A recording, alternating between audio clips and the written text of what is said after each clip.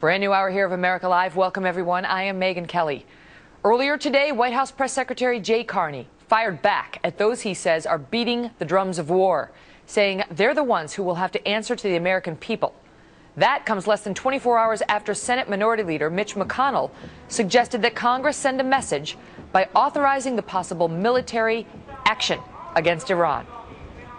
I made a recommendation last night for something that I think might convince the Iranians that we're serious about it, and that would be to debate and vote on a resolution authorizing the use of force. That doesn't guarantee that force would be used, but it certainly would be a credible step in the direction of saying we view this as a very serious matter. I'm not going to be part of rushing forward on a declaration of war. These are things we have to be done that have to be done very, very cautiously. We have problems around this world that are so significant. We have North Korea, we have Iran, we have the situation in Syria, we have problems now in Egypt.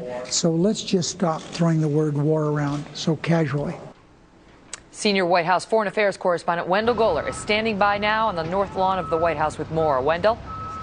Megyn, as you know, the White House often weighs in on legislation that Congress is considering, but this time the folks here don't want to say no thank you to what amounts to a resolution of support for military action the president says it's not yet time for, and which he hopes it never will be. On his way to an economic event in North Carolina today, spokesman Jay Carney defended the decision to resume talks with Iran, which Prime Minister Netanyahu has warned could be a trap and an attempt to run out the clock. Carney said Iran understands just engaging in the talks doesn't satisfy its obligation to prove its nuclear program isn't aimed at building a bomb. Meanwhile, it's not just Republicans in Congress, but those on the campaign trail criticizing Mr. Obama for telling Israel it's not yet time for military action in Iran.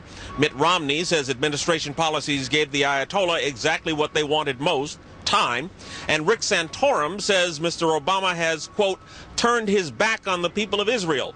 It's the kind of talk the president said in a news conference yesterday he doesn't have much respect for. This is not a game.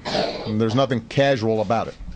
And, you know, when I see some of these folks who have a lot of bluster and a lot of big talk, but when you actually ask them specifically what they would do, it turns out they repeat the things that we've been doing over the last 3 years. The president says there is still time for sanctions and diplomatic pressure to convince Iran either to stop its nuclear program or prove it's not aimed at building a bomb. And Jay Carney said on Air Force One today, those who are, in his words, beating the drums of war should explain to the American people why now, and exactly what the consequences would be. Megyn? Wendell, thank you. Well, Israeli Prime Minister Benjamin Netanyahu gave a gift to President Obama this week that says a lot about Israel's current concerns about Iran. He gave him a copy of the book of Esther. It tells the story of the Queen of Persia, who was Jewish. She exposed a plot to destroy her people and save them from destruction some 2,500 years ago. The story is read during the holiday of Purim, which begins tonight. Well, that gesture from the Prime Minister highlighting what has become a strained relationship with the president over Iran. We put the Iran issue to a focus group today, asking at one point if they believe the president really does have Israel's back, as he stated earlier in the week.